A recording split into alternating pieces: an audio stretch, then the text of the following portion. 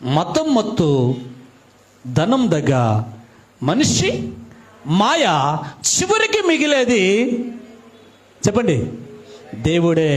అంటే చివరికి నువ్వు చేరాల్సింది దేవుని దగ్గరికే గనక ఆ దేవుని దగ్గరికి చేరడానికి నీకు ధర్మశాస్త్రాన్ని దేవుడు నీకు ఇస్తే ఆ ధర్మశాస్త్రంలోని సంగతులను నువ్వు పాటించకపోవడం ద్వారా దేవుని దగ్గరికి నీవు చేరలేని పరిస్థితుల్లో ఉంటే మరలా దేవుడు ప్రేమించి తన ప్రియకుమారుడైన యేసుక్రీస్తు వారిని ఈ లోకానికి పంపించి ధర్మశాస్త్ర గ్రంథంలో నీ కొరకు ఏవైతే వ్రాయించాడో వాటన్నిటిని నెరవేర్చడానికి ప్రియకుమారుడైన యేసుక్రీస్తు వారి లోకానికి వచ్చాడు.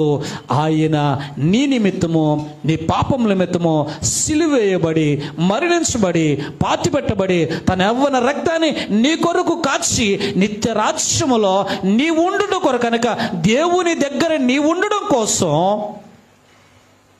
యేసయ్య ఈ లోకానికి వచ్చాడు. దేవునికి స్తోత్రం.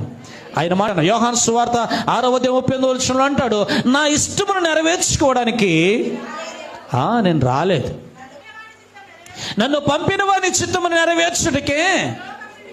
నేను ఎక్కడి నుంచి వచ్చాను చెప్పండి, ఎక్కడి నుంచి వచ్చాను? నేను పరలోకము నుండి వచ్చాను. దేవునికి స్తోత్రం. ధర్మశాస్త్రం కూడా ఎక్కడ నుంచి చేయబడింది?